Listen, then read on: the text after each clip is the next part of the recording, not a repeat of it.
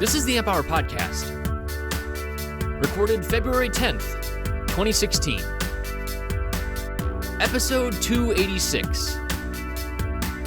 An interview with Saar Drimer of Boltport.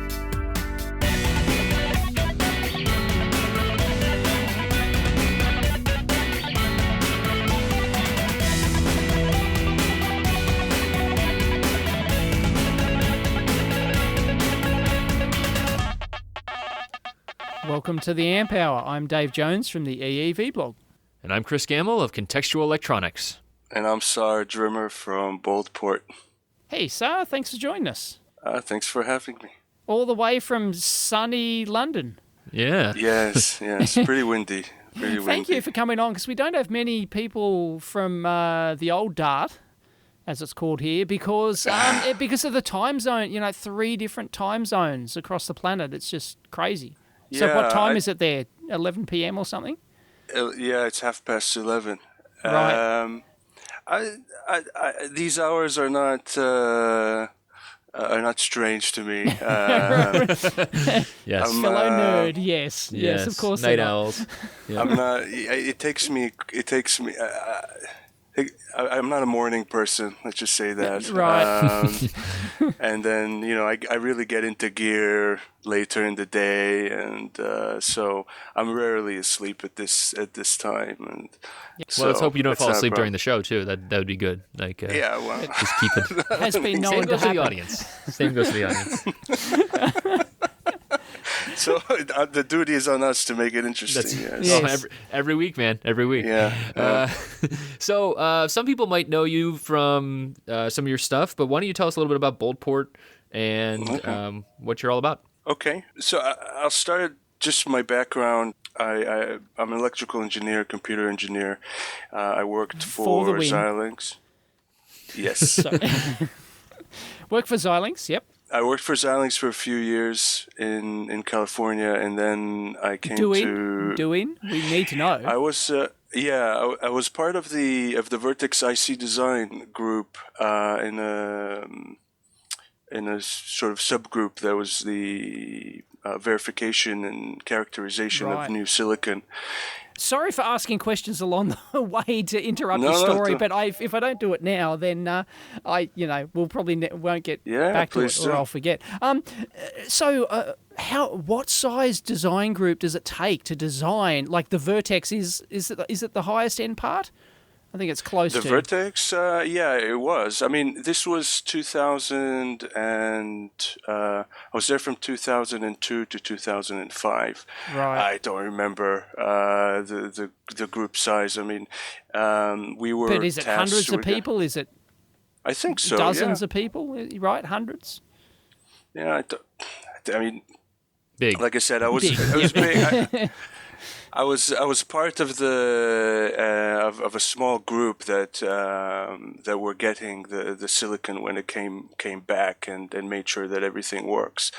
And how do you do that? How do you whack it in a big BGA ZIF socket and characterize the thing with what sort of tools? We need to know all the gory details. This is exciting stuff. It's there are boards that are being made, to prepare, and you put it in as if test board. In test board. Very very expensive sockets, I remember. Oh yes, yes. Right. And ZIF is zero insertion force, right? Force for those who don't know, and to get one with 1,000 pins on it is BGAs and all that. Yeah, that's crazy. Yep. Machining. And a lot of high-end equipment take measurements. So I've done a few interesting experiments, and I had a good time there. But at some point, I decided to move. I kind of wanted to go back to academia, and so I ended up in Cambridge in the UK to get a PhD. In security. I was very interested in security at the time, and part of the interest was hardware and security. I felt at the time that it was a topic that would be interesting to look into. So I joined the security research group in Cambridge. Hardware security research group, I'm assuming. No. Or are they interchangeable, software and hardware?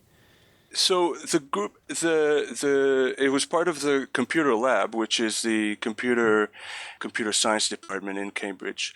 Interestingly, it came out of the mathematical laboratory, so it was called the computer laboratory. And so it's a computer science department, and there is also an engineering department. But there's the security group does a lot of different things: software, privacy, online, and part of it is hardware security.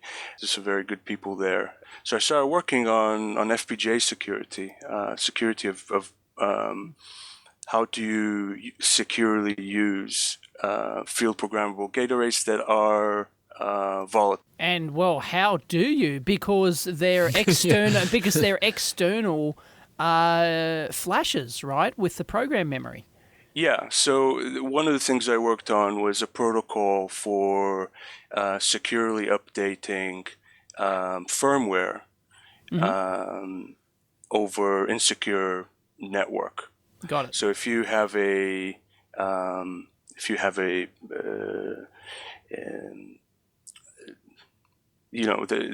have a piece of hardware, the user could be or should be considered a malicious entity, right? Right.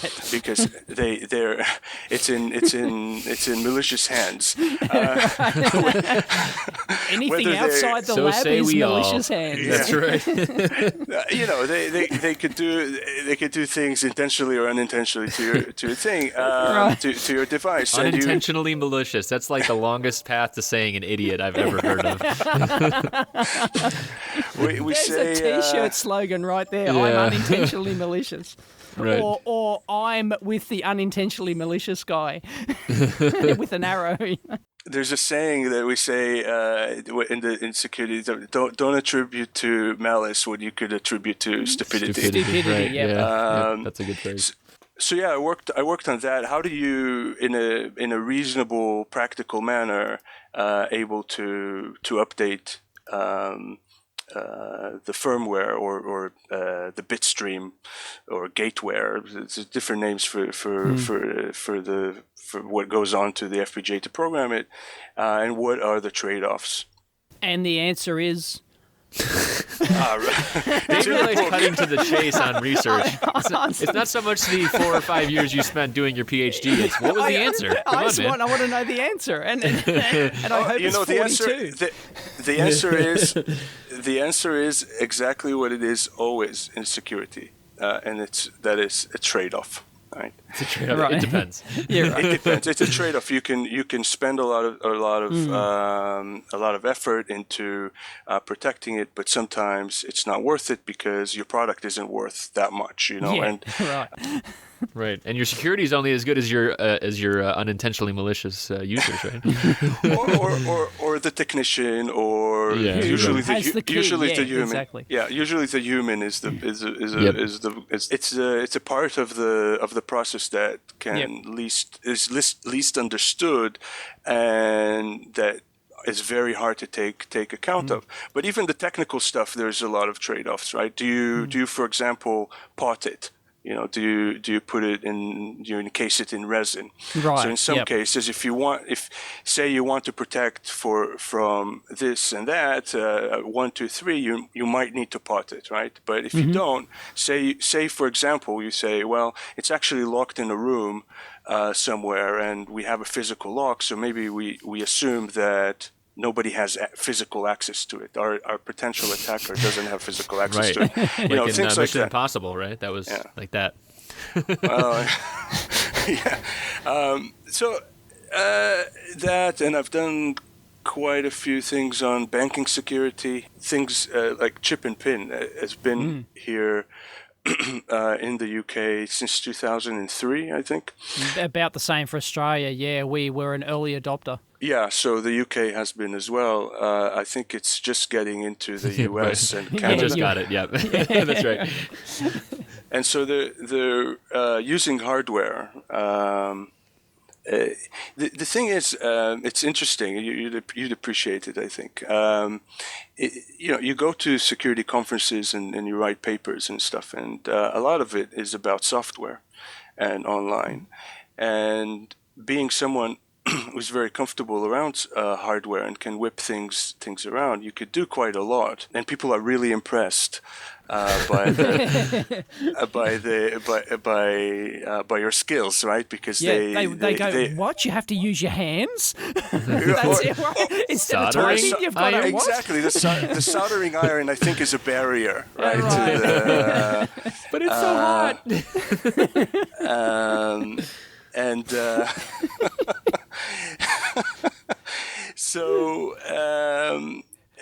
So I felt it feels a little bit like cheating, because you can do a lot of things with hardware that it opens up a world, to people who come up with theoretical attacks and so on. So I built a few pieces of hardware to circumvent some of the security mechanisms in chip and pin, the system, with my colleagues. And that worked out very nicely, because we published very nice papers that were appreciated, and we were on TV a few times, and it was sort of this kind of side interest during my research, but it was a lot of fun. But I always had cash, because those ATMs, they just spit it out at me. So yeah, there's for example, we showed an attack where you could steal a chip and pin card and actually not need to use the pin when you do a transaction, because you fool the bank to thinking that it's a pin, which it's a signature transaction, which is still possible. Oh wow! Okay. And you trick the point of sale that the pin that was entered was actually correct. So you sit in the middle. So I developed this kind of relay where there's a fake card going into the machine, and then there was a PC in my back, a tiny laptop. It was connected to that, and that did sort of a man-in-the-middle attack. That's awesome. By changing a few bits in between the bank and the terminal, and we showed it live, and it worked. And later it was fixed. The banks fixed it, and there's also an attack we done. This was already 2007. The relay attack, where you connect a fake car. I need to remember. It's been a while. You connect a fake card into a terminal where you want to buy something. Well, what is a relay attack even, like, theoretically? I don't even know. I've never heard of that before. Sorry. So I'll restart the thing. So in 2007 we demonstrated a relay attack where you can do a transaction in one place, but it actually takes place in somewhere across the world. Wow. You're able to transmit a transaction in one point of sale to another point of sale. So you're as if you're buying the owner. So you present a terminal, a point of sale terminal that is fake. It's you control it, and then you present it to a user, a shopper. Somebody. So like you would basically you replaced a point of sale terminal, so someone swipes their card into it, and it's not a real thing, a swiper. They wouldn't swipe the card. They would. This is a chip and pin, so they would insert it. They insert their own legitimate card, and the terminal will say you're paying $5 for a book. Yep. And then that transaction is actually relayed to a real terminal at to buy a diamond. Okay. And so they enter the PIN. The PIN is transmitted as well. Oh, I see. So they authorize, but they don't authorize that amount at that vendor, basically. Yeah. So the attacker in the where they're at the jewelry shop, they have an earpiece, and it tells them the pin, and then they enter the pin, and the transaction is actually authorized on the person who buys the book. But they don't know that because they're seeing £5 because the terminal is under your control. Does the fake terminal have to send the info then also, like the chip info? Yeah. Basically, it's transmitted to their laptop in the bag idea? Yeah, so exactly. Okay. So the fake terminal is connected to a PC that then sends the transaction. That's the relay part, right? You relay that information to a PC on the backpack of the attacker, and that is connected to a fake card that is put into the real terminal. So the nice bit about this attack is that you don't have to do anything other than relay. You don't have to understand the transaction, and you don't have to change anything. You just, and what we found is that the latency that is allowed by the protocol, because remember, the card is expected to be inserted as a physical connection, but the latency is enough to transmit across the world. Wow. So it's and then part of the work was to develop a defense against this, which is called distance bounding, where that's cool. Yeah, you're trying to make sure that something is very close to you, or as close as you can measure. But that wouldn't stop it because they could be next door. Right. Yeah. It would stop if you're measuring if you assume a contact, right, like a chip and pin. Right. Yeah, because even the fastest internet connection, even next door, is going to take X milliseconds. Yeah. Right. Yeah. So I mean, if somebody's next door, it's harder. Right, but it won't be in a shop across town, because you still have to do the transmission. And Can I ask a practical question here? Yeah. When you had the laptop in the bag and then you were using that to plug in the chip and pin fake card, was that a cabled card or was that Wi-Fi? Yes. So isn't the actual security just to tell your shopkeepers not to let someone plug in a thing with a cord attached to it? Yes, but that's the beautiful part, and you don't realize that because you haven't used chip and pin so much, is that they actually tell you it's kind of against social norms to look while you're putting in the card and pin, because you're not supposed to look at what people are entering, right? Yeah, but I mean, if you're attached to the card, I'm just saying, No, so there's videos of it online, and I basically melted the very thin wires onto the card, and then it goes. I have long sleeves, and it just goes, and you can hide it under your thumb, right? So it goes all the way. It goes in the back. I see, because you're holding onto the card as it's authorizing. That's exactly, the idea. And then I put the pin, and I think, and then the teller is not supposed to look. Right. So practically, it's feasible. So I think the real question here is, what kind of sweet stuff did you get? Don't tell me it was just a PhD, because that's boring, man. Come on. No, we were, there's what's called responsible disclosure. Yeah. And Boo. Well, you know what it should be called is free PS3, man. That's what it should be called. We notify the banks ahead of publication and give them time to fix it. No, that's and then, good. That's good. A lot of the stuff that we've done was the live things were done with a film crew from the BBC. So it's and everything is published. So all nice. So we'll try and get links after this. Maybe we can put those in the show notes. Yeah. That'd be cool to see. I think the reward is this work helped people defend themselves against banks who accused them of of kind of first-person fraud, right? So because chip and pin was billed as something that can't be broken.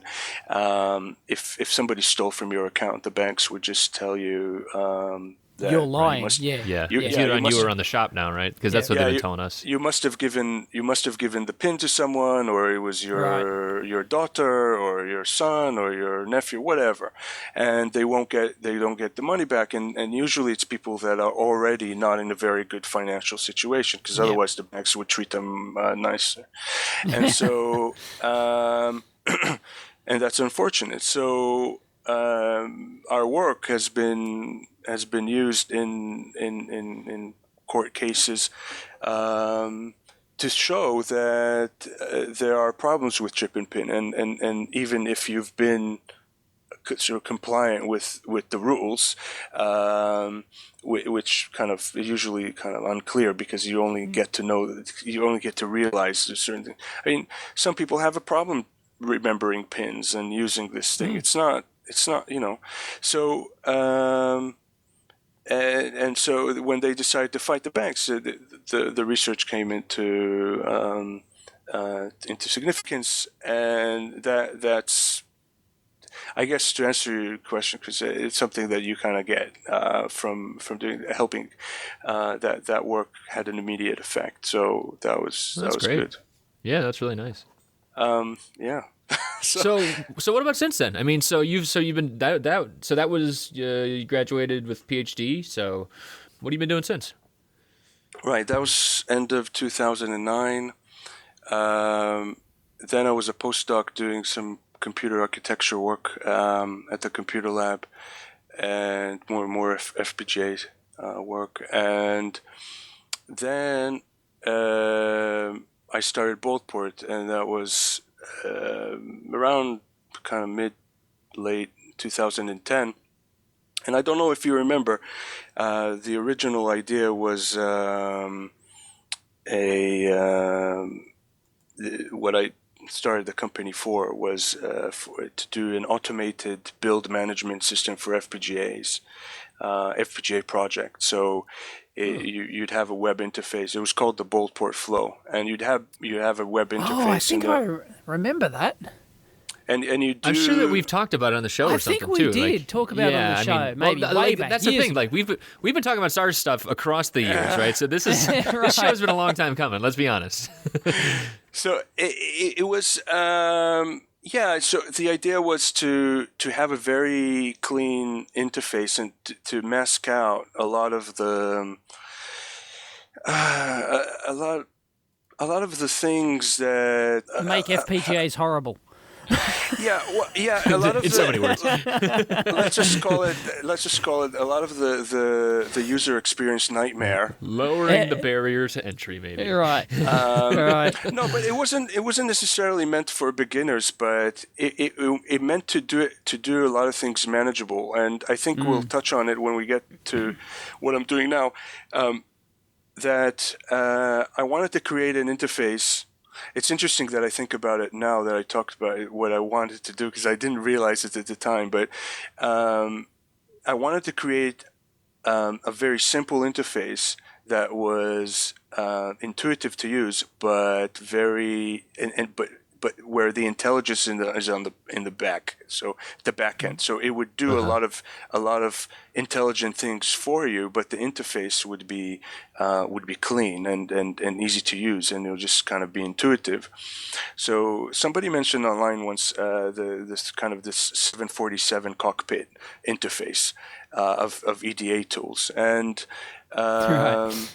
and because everything is added, and I think a lot of that happens in EDA tools and FPGA tools, where you have a lot of things in backwards compatibility, compatibility issues, and people not liking change, and you have to kind of keep things the same. And well, the FPGA companies are contractually obligated. A lot of people don't understand that, to maintain backward compatibility in these tools. It's not like they can go, we'll just ditch all those 10-year-old chips. Over.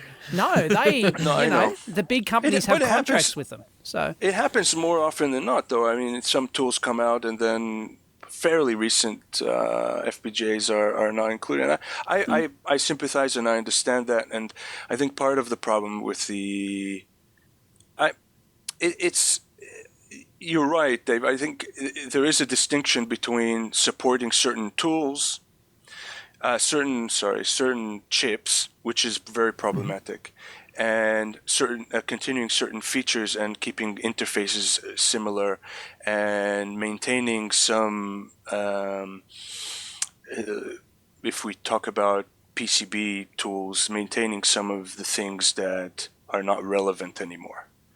In terms of manufacturing, say, or things have just moved on, but the interface and the options are still there.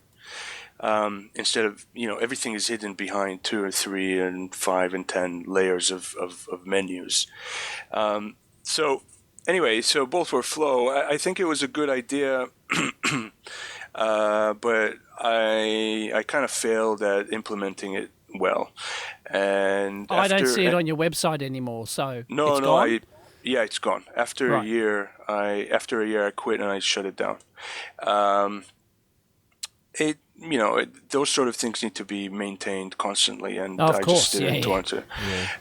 Well, I think that it should be stated as well that like operating outside of FPGA companies, I think, also makes it difficult because they are very insular. I mean, it's in their benefit, I think, to keep software in house. To keep the design secrets in house. Well, obviously, that's a lot of companies, but I don't think there would be a lot of incentive for third-party tools, even the ones like Simplify and like stuff like that. Like Simplify Pro, I've used.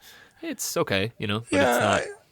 I think one of the issues that I had with the software, which is basically what you just said, is that I was wrapping around the existing tools because I didn't, and what that meant is that I didn't have a core innovation, and I think that a lot of times with EDA tools, in order to succeed, not a lot of times, it's kind of essential for commercial EDA tools, is that you have some core innovation.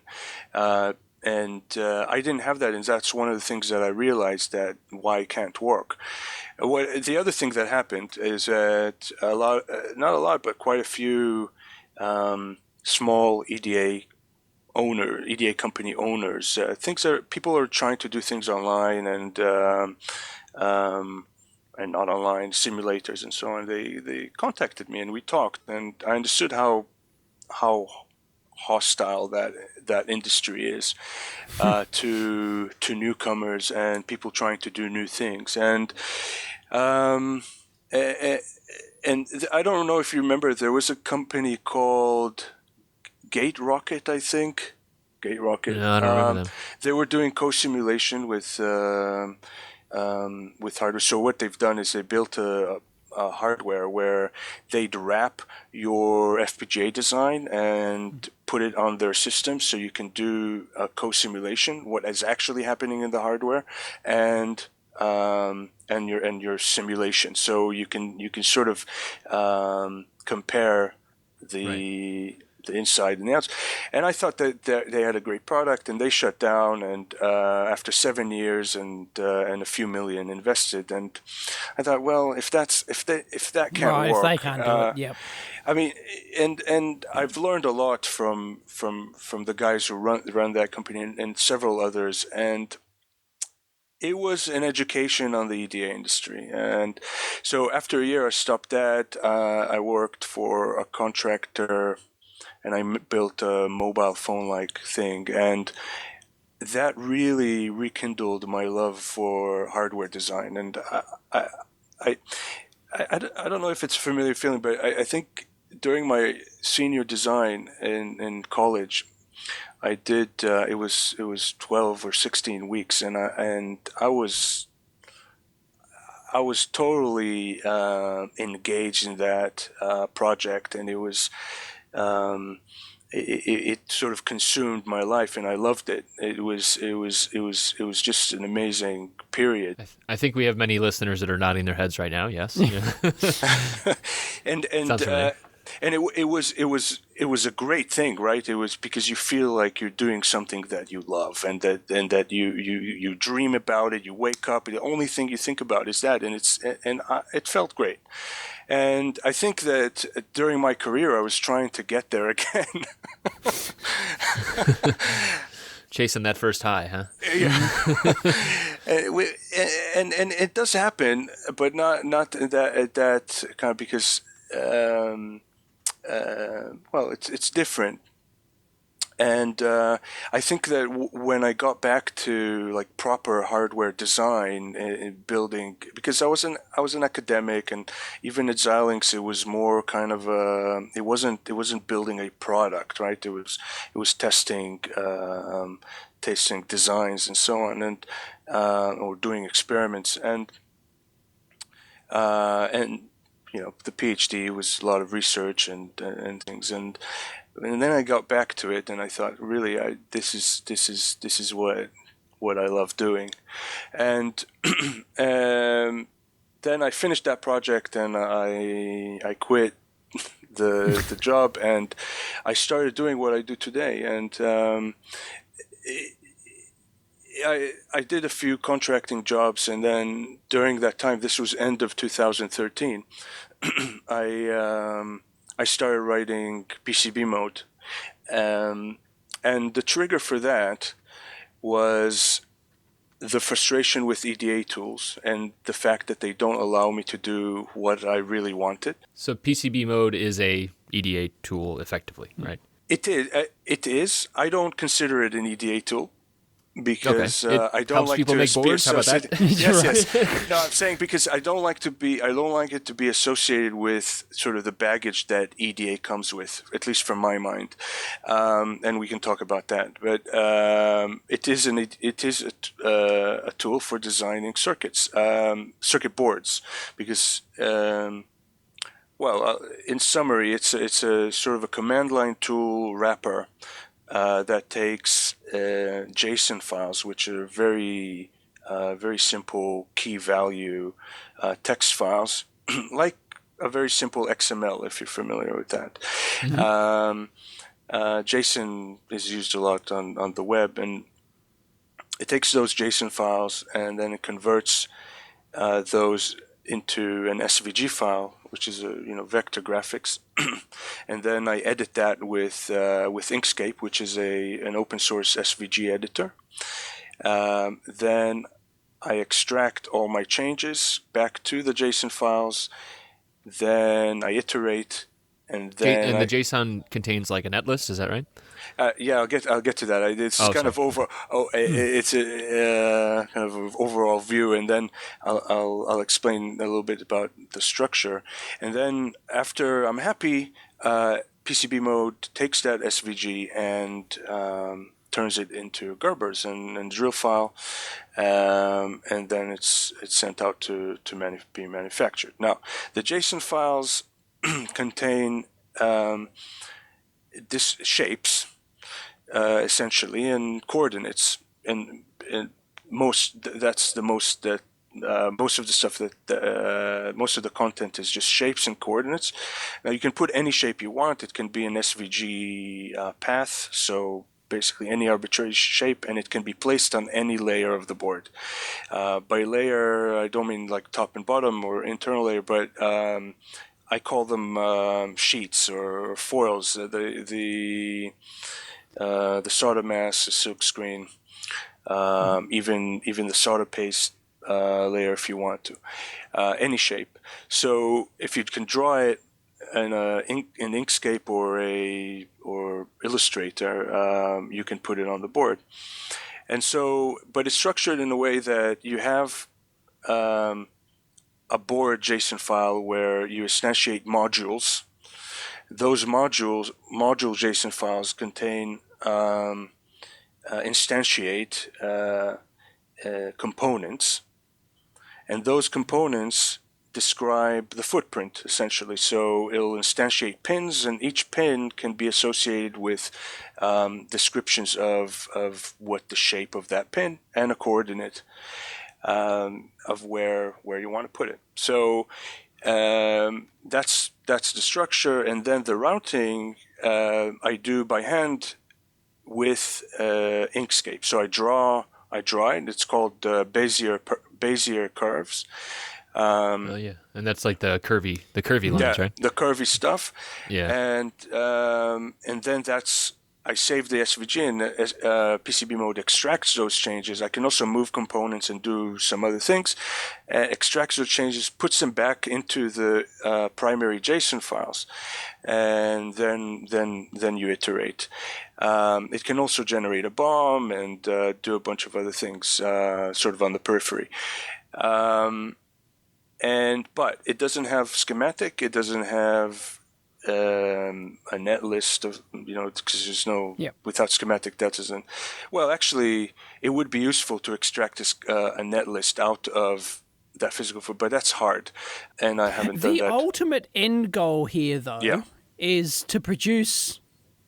Boards. Don't take this the wrong way. Arty-farty looking boards, really fancy looking PCBs. Yes. Arty PCBs. Yes. Things that you can't do with traditional EDA. How about that? It would be incredibly difficult or, excruciatingly painful to do. I would say it's like, I have this metaphor where you can do some of the things that I do with PCB mode, but it's like screwing in a screw with a knife. It's not the right tool for the job, right? You can because you can have KiCad or Eagle scripts that would take something you've drawn on Illustrator and put it on your silkscreen layer, but it's not. It's a pain to. It's not designed for that. I can verify that. But there's also there are also practical things like if you think about a drawing tool, because I started viewing PCB design as a drawing as a drawing exercise. So if you have a proper drawing tool, then doing alignment is very easy, and doing differential pair or a whole bus is very easy because the tools are meant to do that, and curvy and any way you want it. So there's a lot of advantages there just by using a proper drawing tool, because like I said in my talk a few weeks ago about PCB mode, is that I didn't want to invent a GUI, and my observation was that GUI is where good ideas go to die. GUIs is where a lot of tools fail, and there might have been very lofty goals behind wanting to do something innovative, but the GUIs are hard. And then I figured, well, I have a perfectly good GUI here in the form of Inkscape, so I'll use that. But so back to the artsy-fartsy stuff. No, it's fine. It's fair. People need to. Why should they use? How can they use? Why should they use PCB mode to make their boards look fancy? It's a great question. I'll tell you what made me start it. Please. Other than it was part of it was a vehicle for new ideas. Right. So I thought, well, I have some ideas about how to do things better, and I want to have a platform to do that. But the main reason was I started painting. I was doing painting for a while, but at that point I painted more, and what I ended up painting is circuits. Nerd. It's you know what you know, right? It was close to me, and I thought, well, wouldn't a big painting of a circuit be so nice? I know, on it'd the be wall? awesome. Yeah. So then, so Dave, now guess what was the thought that dawned on me while I was painting? Why can't I do this on my PC? Why can't I mechanize design it a painting? Exactly. Why can't I design a painting? Yeah. And I knew the tools, and I knew that they would never let me do that. They wouldn't let me do all the things that I wanted to do. And so coupled with the vehicle for new ideas, I just sat down and spent 6 months writing the software. And by the beginning of 2013, I fabricated my first board. It only supported one single layer and no drills. but I did it, and then things got evolved, and I recently released version 4 of PCB mode, and it supports any number of layers that can be practically supported by your machine. Inkscape needs to load up all of them, and the usability is better. Like from memory, you mean, and everything. Yeah, because there's, right. I mean, if it's too heavy, it starts getting clunky. And so for 3 years I've been designing. Now, your question, Dave, why would anybody use that? And that's, I think, a great way to. It lets me say that this is a personal project, right? Of course, yes. So I've done it. When I started, because of everything that I learned from doing Boldport Flow, what we discussed before, I said, I'm going to develop it for myself. It's going to be open source. So it's an open source. It's on GitHub, and it's MIT licensed, very permissive, written in Python. I said, if nobody uses it, that's going to be fine. I'm writing it for myself. If anybody wants to look at it and use it, that's okay. And that's been my attitude when I was developing it. But I didn't mean to make it a thing, right? I just wanted to be it. But then I enjoyed it so much. I enjoyed doing it. I thought, well, this is really letting me express myself, and doing something that combines what I was passionate about, and that's circuit design, hardware design, and programming, which I enjoy, and art and design. And so I said, why don't I try to do that? And then that's when I started thinking, well, how can I make it into something that I do and that I can make a living from? And that's what I've been working on for about 2.5 years. And it's been hard, but because... Are you making a living? Is this your full-time job? This is my full-time job, yeah. I see you're mostly into services, because I'm looking at your website and I can't actually see anywhere to download PCB mode. Like, I found the GitHub, yeah, but so it's more like you're into services and that sort of stuff. No, okay, so I'll explain. If you can go to PCBmode.com and it's there. Oh, okay, right. It's not LinkedIn, okay. No, but I think your question is right in the sense that I need to make clear. I treat PCB mode as an internal tool that is open source. Right. So interesting. Okay. Yeah, so I use it, for my work, but it's not something that I am making money off of directly. Yep. So that was one of the lessons. And that one is one of the nice things about what I do. I develop an EDA tool, let's call it that, but I don't rely on people using it for me to make some money. Got it. Right. Nice. So, and it's gaining a little bit of interest. People are starting to get interested. I mean, I think a lot of it is motivated by things that I do. And I always try to make things interesting. Well, because people see, I mean, your PCBs have been, these arty-looking PCBs have been published everywhere. Like, and people are seeing these and go, wow, how do I do that? Yeah, exactly. Yeah. So, people can do it. The tools there. Unfortunately, as a practical circuit matter, PCB design tool, right? Well, there is. It's not. It's not a replacement. It's not a drop-in replacement for Eagle or whatever. But what I was going to say is that for practical reasons, I can't invest in making it more usable or more documented, or because I just don't have the resources for that. Yep. So I do some. And I support people who are using it, but I'm not.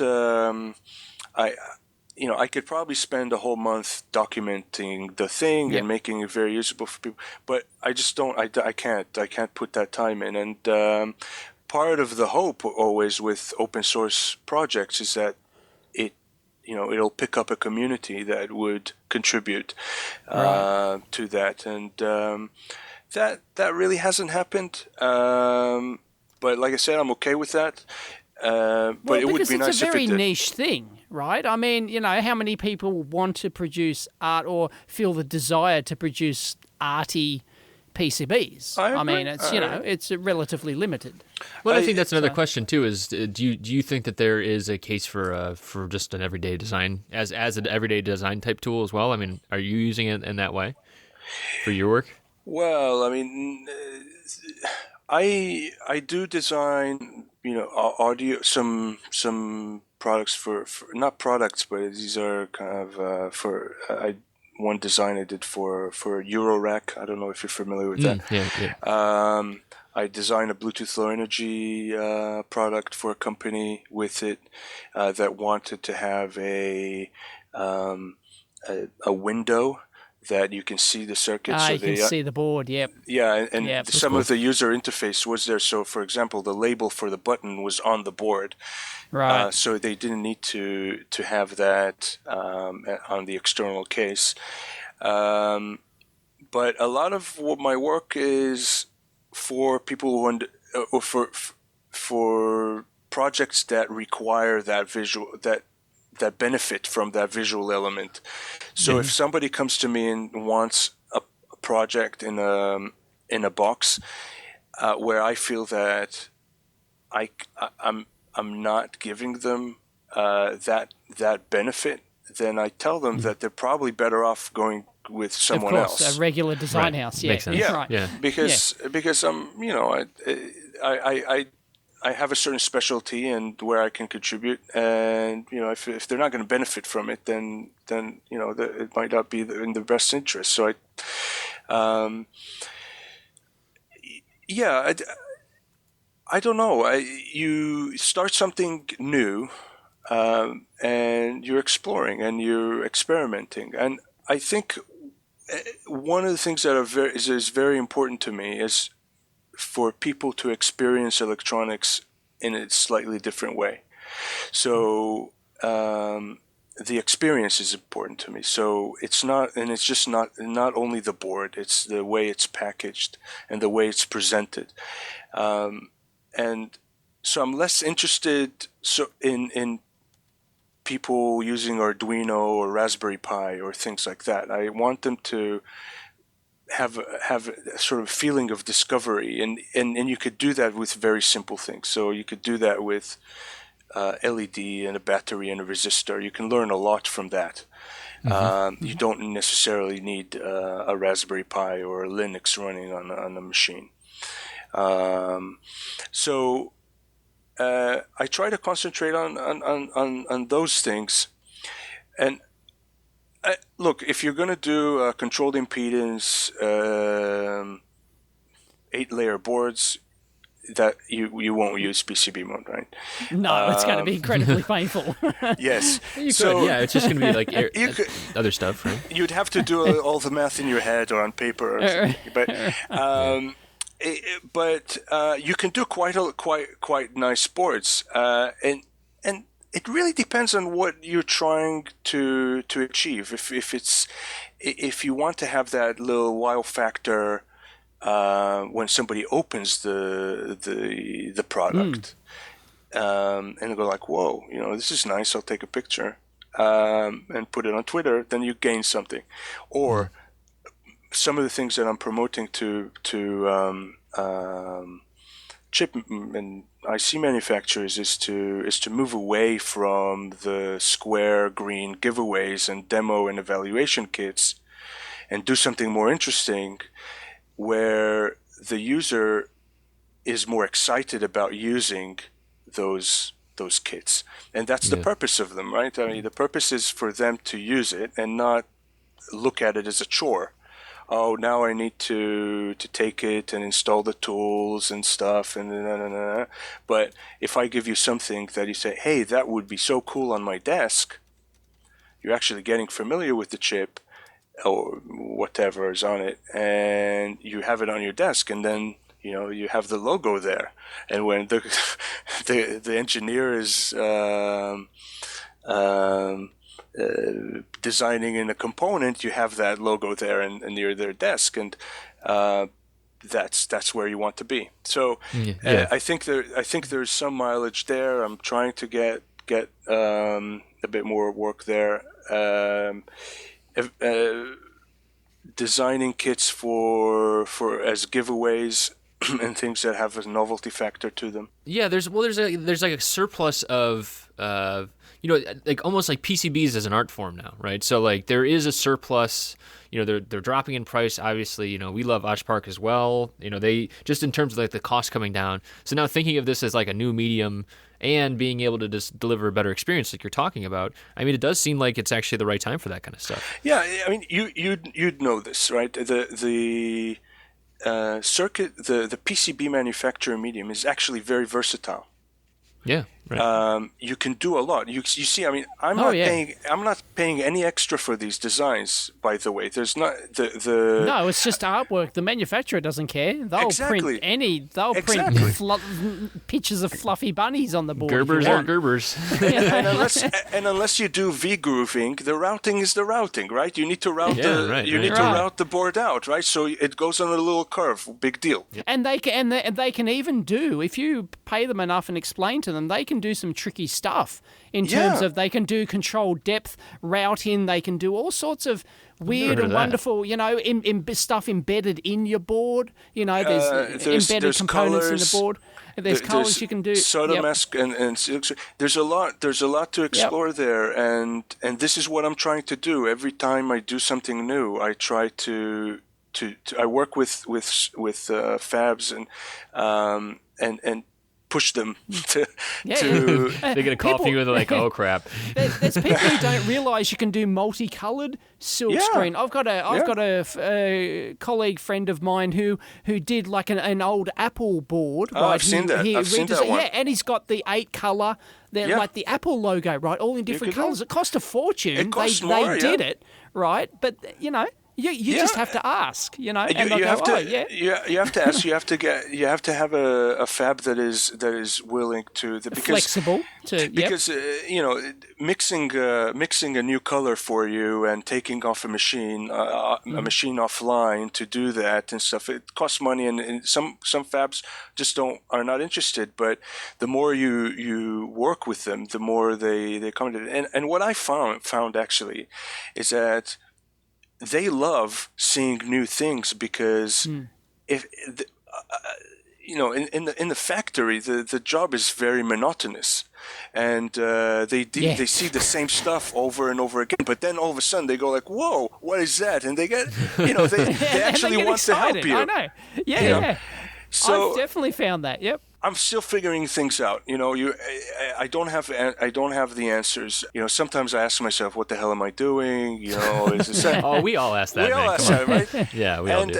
And I really believe in it, though. I think that there's something here. I can say that I might not have figured it out yet, but I'm hoping that what I found is that the longer you exist, the more opportunities kind of come, because people, I mean, that's kind of obvious, but if somebody heard about you, say, a year ago and they had nothing for you, then they move jobs or something, and then if you're still around, they call you up and they say, hey, I want to do something, or things that I've done like 2-3 years ago, people all of a sudden are interested and they want 500 of them. And I go, okay, that's good. All right. Planted that brain seed, all right. So yeah. So I have a practical question about the software real quick, because I do want to move on to the other stuff like the Boldport Club and just kind of the EDA kind of higher level discussion. Yeah. But how do you do? So when you do a VIA, for instance, where you have an overlap and connection and stuff like that, how do you actually do that in Inkscape? Like, how do you actually visualize that? Is it just another, like the drill is a layer and then it's just a circle, or what? So a VIA is slightly special, but not as special as it is in other tools. So a VIA for PCB mode is just like a component. It's special because you instantiate a component in the JSON files. You can't just say, I want a resistor here. You have to in text add it and then regenerate. But a VIA, you can say, I want a VIA here through some mechanism, and when you extract, it'll know there's a via there, and so it'll just put just like a regular component with the drill and pads.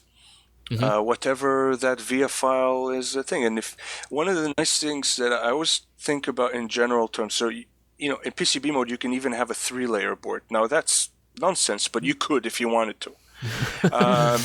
You could have. It's not nonsense. I mean, it can be done, right? Because they sandwich the prepregs however you want them, but nobody, you pay extra for a whole lot of not much, right? But or you could have 3 layers of solder mask if you wanted to, if you wanted 3 different colors, or you can have a completely different shape on the internal layers of a drill or a via. So you don't have to have like a circle or anything. You can have whatever shape you want, and if you want to have sight for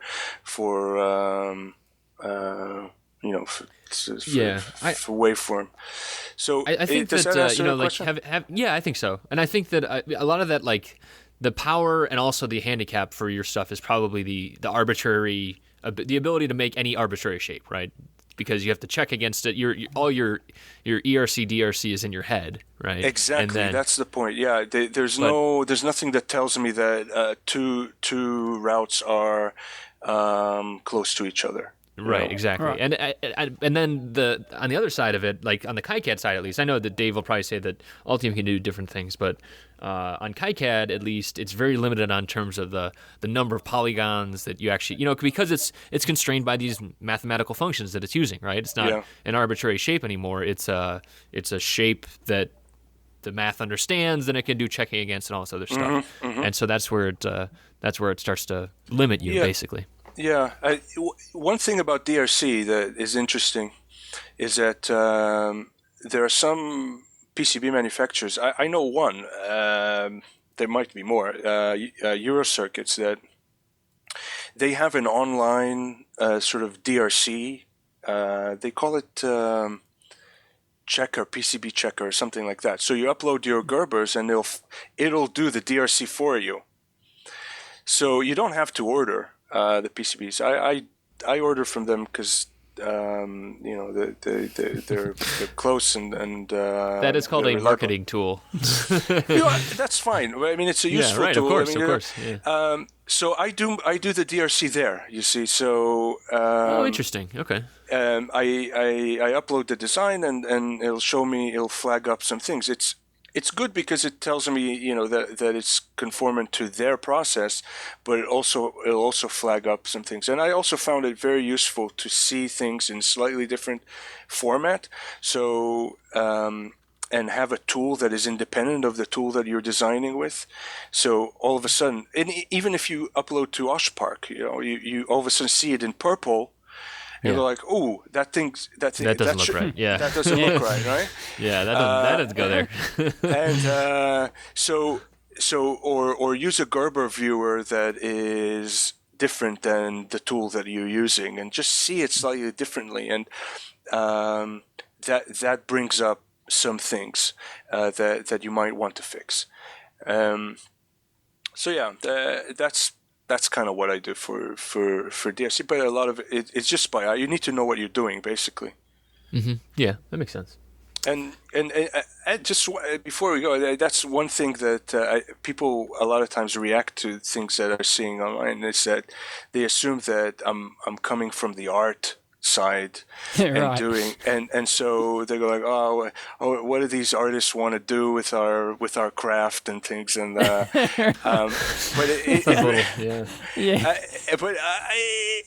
it really you can't win. Because the others will claim, oh, he's an artist coming into the PCB world, and then others will claim, oh, he was a hardware guy, and now he's gone all arty-farty. Exactly. Which is perfect for me, because the last thing I want to do is in the middle, when people are like, oh, it's boring, so it's fine. Periphery is where it's at, folks. Come on, let's be honest. All right, so what well, let's talk about the EDA industry. I mean, obviously, so you gave a talk at FOSDEM, and FOSDEM is free open source DEM. I don't know what the DEM is. Something. I don't remember. But it's basically an open source conference that happens in Europe every year. In Brussels every year. This is the first time I went, but it's been happening for many years. And they have an EDA room, right? I mean, so that I heard about it from the KiCad mailing list, but they have a room there that's just dedicated to this, right? Yes, it's called the EDA Dev Room. I think that's the second year that is happening. Organized by Javier from CERN. I don't remember his last name. I have it in my email. CERN, who's investing in KiCad, which is great. And so I gave a talk about PCB mode. I gave sort of the short version here. And I talked about the EDA industry, and I'm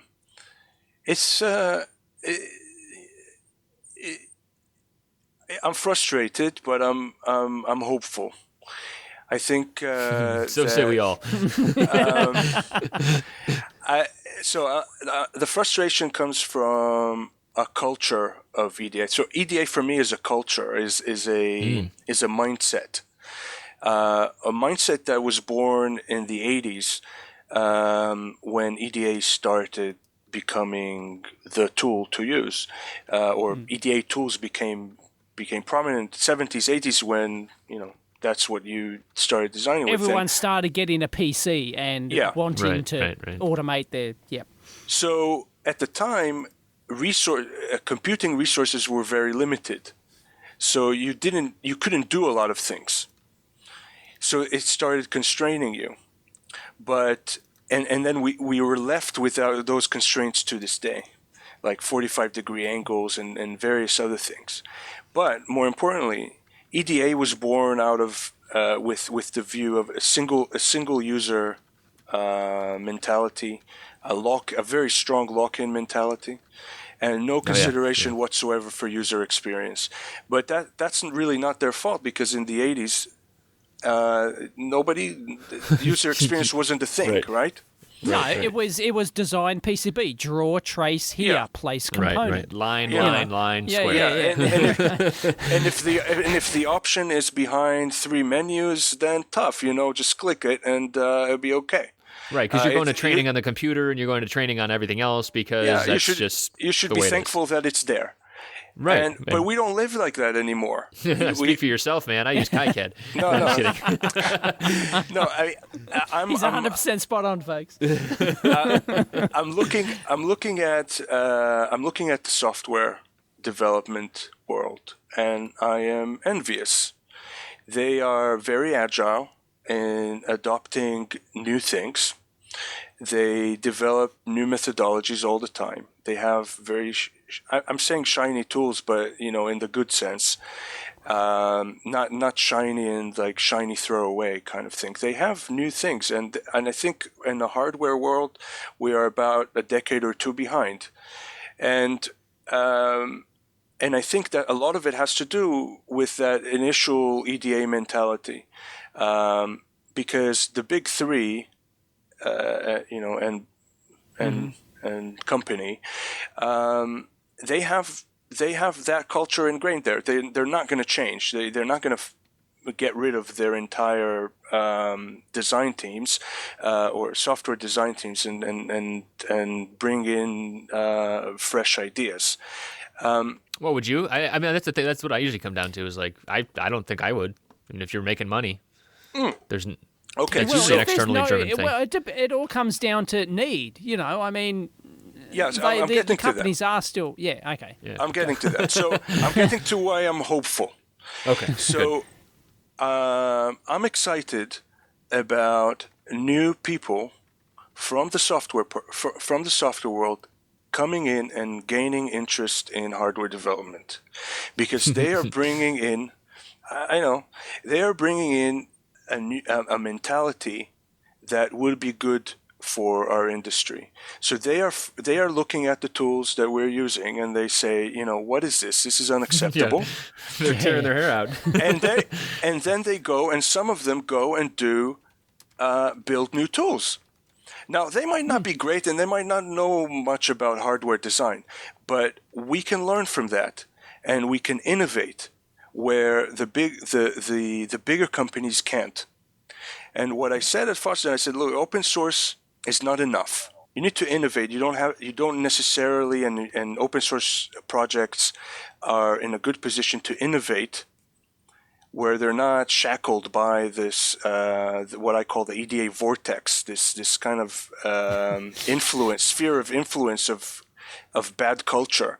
And and I encourage people who are doing things in this area to try new things, because look, if you're a company like Upverter, your goal is to be sold, right? And you're a startup, sold, you're a startup. You get sold to the big three, so you need to imitate, right? You need to make tools that are the same, because otherwise, like Zach, the guy who runs it, wrote in one of the blog posts, he said, we needed a place on the table. Yeah, of course. And and to myself, I said, look, no, you don't really. You create a new table, and then be attractive enough for them to come to be interested. And I just had a vision of you sitting lonely at your own table, but it's my table, damn it. For about 20 years, and drinking, crying, whinging. And then you're sitting there, you finally showed up, it's been 20 years. No, so I'm saying you can the open source tools and people who are doing things in this area can innovate and look at what frustrates the new users who are coming in now. But the reason to get most excited about, I think, is actually the new investors in this area, and they're not investing yet. I mean, there's CERN, which is a very good start, but Google, Amazon, Facebook, I imagine Twitter, and many other big companies, they're hardware companies. They all have hardware projects. Yeah. And they, particularly, I mean, Google, Apple, Facebook, they are known for solving problems that they're unhappy with, right? So if they had inadequate tools or tools that didn't exist for what they wanted to achieve, they created it. They created them. And I'm hoping that their interest in hardware will drive a new era of EDA, or I hope it's not going to be called EDA. It's going to be called something else. I have no idea what it would be, but it would be called something else. Tools that are going to be very productive and match the kind of development mentality that software development has. Now, I'm putting aside the difference in software and hardware. I mean, we're kind of all aware of that. The reliability and the fact that mistakes cost a lot more and things. But I think that we still have a lot to learn from software development. Things like revision control and things like that. Right. Dave, how's revision control going for you, Dave? I don't want vision. I don't want revision control. I just want to upload. Damn it. Anyway, let's not go there. We got to argue after the show. So that's kind of the essence of things. So I'm sort of creating a narrative for a future where things could be very interesting and liberating from considering the constraints of the big three and having a bit more consumers, both on the user sides and both on the investment side. So encouraged to innovate.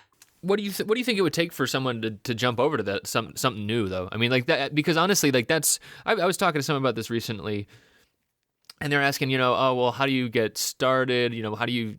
I think they were talking about ECAD and MCAD playing together, stuff like that. So how do the electronics output go into the mechanical and back and forth? And it's like, well, ultimately, if you come into a scenario, like if you get a new job, you very rarely, unless you're being hired because of you have like Altium skills, like someone like Dave, because you already know the program and stuff like that. When you're a new grad, you just come in, you get what you're given because of these high level costs. And I think that some of the things might be, driven by smaller companies and just, wanting to keep costs down maybe. But what do you see as what'll drive it? You're right. I mean, the dynamics of inside companies is such that there's no incentive, and nobody's encouraging you to try new things and new tools out there. The switching costs are very high, so it's also, I mean, even if there's a better tool out there, companies are not going to adopt it because they've invested so much already. And that's one of the things that I learned about doing stuff with Bolt-Port Flow, why it can't. Right? But so it's going to take a long time, and I think that's where the open source tools like KiCad could really shine. By creating such an awesome tool that it's sort of from the bottom, if you will, sort of influence from the bottom. Create it doesn't have to be awesome in all respects, but it can be something that is really, really good, and that will get people's attention. Right. Yeah, it's not easy. I know. I'm not saying it's easy, and it's going to take a long time. But hopefully, with encouragement and money and from big companies, and you got to say, I mean, CERN putting money in KiCad is amazing. It's great. I know. It's so I hope there's just going to be more and more of that. And maybe money into Bolt-Port too, or PCB mode. Sorry. No, to Bolt-Port. Yeah. Either one's fine. Either one's fine. Just give me money. Right. So, and speaking of, so what? How can people know? So you have a new thing that you're calling the Bolt-Port Club, right? What is this thing? So.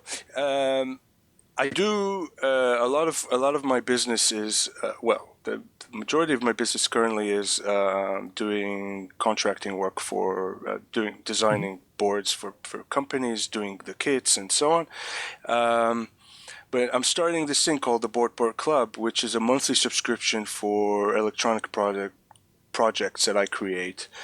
Well, you sign up and you get in the mail every month it would be a fairly small project. I call it a project because it's an overall thing where it might be a kit, it might be a board, it might be a board with some components, it might be something else that is interesting that I think would be interesting for the membership, Yeah, so like an example would be your cordwood puzzle, which I think we've mentioned on the show before. The cordwood I've had it stuff. on my mailbag. Yeah. Oh, yeah, that's right. Exactly. Yeah. And then, so I'm right now. I'm developing the second edition of the puzzle. That's going to be there. One of the first 3. So you sign up for 3 months for £49, and that's including shipping and taxes, if that's relevant to you. And you get those 3 projects. The first one is going to be the Peas board. My favorite programming language is Solder. Yep, that's a fun one. I like that. So there's a new edition. It has new things, and it's going to be really nice. That's the first one. The second or third is going to be the new version of the cordwood puzzle, and another is going to be the emergency kit. I started with. That's right. And I saw that thing. So that's like you kind of carry it around, just like a little tin that has like a couple small nice components story in it. Yeah. Right. And with the components, the through-hole components, but inside of the board rather than through. Gotcha. Yep. But I started with those 3 because those 3 I've done before or done a previous version of them. So I wanted to get stuff out that, to minimize some of the unknowns. But so those are the first 3 months, and then I have plans for what would happen next. I'm running a 6 months experiment. So hopefully there's going to be. I have about 50 members now already, nice. And I started about 3 weeks ago. So that's quite encouraging. Excellent. Yeah. So like I said before, I know that there are other monthly electronic subscription out there. I'm interested in making things unique, and like I said, have people look at electronics slightly differently and and entice them and drive them to discovery. So you might, for the Peas board, the circuit on there is directly from the datasheet, and you might be encouraged to go open up the datasheet and look at how do I change one value to make the LED flicker more or less, So my purpose is to create things interesting for people, not necessarily beginners or teenagers or adults, and I don't think about those sort of things. I just think about what could be interesting. It's almost like electronic conversation pieces that also are fun to build. How about that? Yeah, and I think they're collectible. I'm making limited. Right. I'm making limited editions of them. The idea is that I'm going to make a certain amount, and members can buy old ones, but I'm not repeating. So if after 3 months somebody starts after the first 3 months, they're not going to get the previous ones. Right. They'll be able to buy old the stock if it's left, but people will get new projects rather than old ones, and I'm really excited about it. I think that it's a matter of numbers at the end. I think the price is, about right, but of course you can achieve a lot more the more paying members you have, of course. Mm-hmm. So of course. It's a little bit like a mini crowdfunding thing because you get paid ahead of time, but it scales, and you're not getting hammered by it. I like things that sort of taper, and you can build up relationships and build up production and so on. So it'll succeed. Well, we hope it goes well. Thank you. Where can people catch you? Are you a Twitter man? Yeah, I'm on Twitter. There's at Boltport, mostly active there. PCBmode.com for PCB mode, Boltport.com for Boltport, and Boltport.cratejoy.com, which is a service that does the sort of subscription thing. Got it. So I have a webpage there where you can sign up. Awesome. Well, I highly recommend that people not only go check out that stuff, but we've mentioned in the past the Hot Circuits thing and the Life game, and I mean, really, it's really refreshing to see you doing this kind of stuff for a lot of different, like I said, using PCB as a medium. I think that's really awesome, and I think that cool. More and more people are doing that too, and it's a nice trend. I like that. Thank you. It's some of the nice things that happen is that I get called by a photographer that wants to use me design 6 pieces to go into a fashion magazine. So, it appeared in Marie Claire in the U.S. In December, and cool. And that's just as soon as I opened my subscription, man. I was very surprised. I was expecting sensible young ladies' fashions, and there's PCBs I saw in Saar. Face, Yeah, I mean, that's great. Yeah, that's great. Yeah. And now I will extend my subscription. Yeah. It's these are I really enjoy this work. I really do. I hope to get to continue. Yeah. All right. Well, thank you very much for joining us, Saar. Thank you for having me. It's fun. It was good talking to you. Awesome. Talk to you soon. Catch you next time. Bye.